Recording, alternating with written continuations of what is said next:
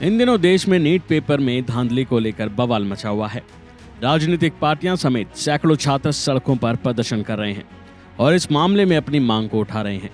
तो वहीं केंद्र सरकार ने अब इस पर नया कानून बनाया है जो न सिर्फ ऐसी परीक्षाओं में फर्जीवाड़े को रोकेगा, बल्कि जो भी व्यक्ति या समूह इसमें शामिल होगा उसको 10 साल तक की जेल और 1 करोड़ रुपए का जुर्माना भी उस पर लगाया जा सकता है। देखा जाए तो देश भर में नीट पेपर लीक और फिर यूजीसी नेट परीक्षा के कैंसिल होने को लेकर बवाल मचा। इस बीच सरकार ने एक बड़ा फैसला लिया है। पेपर लीक को रोकने के लिए कड़े कानून को लागू किया है। केंद्र सरकार ने लोक परीक्षा अनुचित साधनों की रोकथाम अधिनियम 2024 अधिसूचित किया है। इस एंटी पेपर लीक कानून का मकसद प्रतियोगी परीक्षाओं के पेपर लीक और नकल व फर्जीवाड़े को रोकना होगा। बता दें कि इस साल फरवरी के महीने में संसद में एक कानून पारित हुआ था जो कि बीते दिन 21 जून से प्रभाव में आ गया है।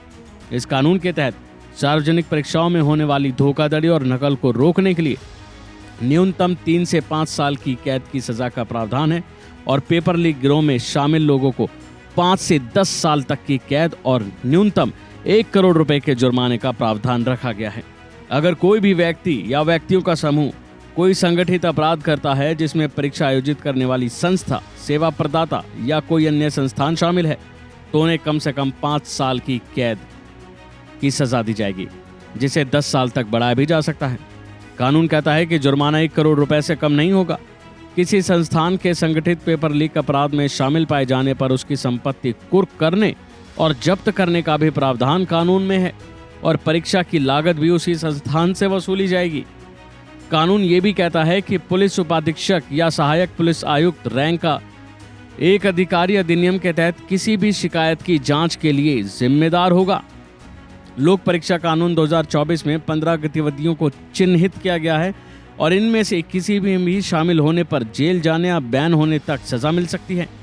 अगर आपको वो गतिविधियां बताएं तो जिनमें परीक्षा से पहले प्रश्न पत्र या आंसर का लीक करना है, दूसरी आंसर या पेपर लीक में दूसरे लोगों के साथ आपके शामिल होना है, बिना किसी अधिकार के प्रश्न पत्र OMR शीट देखने या अपने पास रखने पर भी, परीक्षा के दौरान किसी भी अनाधिकृत व्यक्ति द्वारा एक या उससे ज़्यादा सवालों के जवाब बताने पर, किसी भी परीक्षा में उम्मीदवार को किसी भी तरह से अप्रत्यक्ष या प्रत्यक्ष तरीके से जवाब लिखने में मदद करने पर। ऐसी और भी कई गतिविधियां हैं जो इसमें शामिल की गई हैं जिसकी वजह से पेपर लीक या फिर इसमें गड़बड़ी और नकल को रोका जा सके, क्योंकि मौजूदा समय में नीट पेपर लीक मामले में काफ़ी बवाल मचा हुआ है। अभी के लिए फ़िलहाल इतना ही। खबरों में बने रहने के लिए देखते रहिए वन इंडिया हिंदी।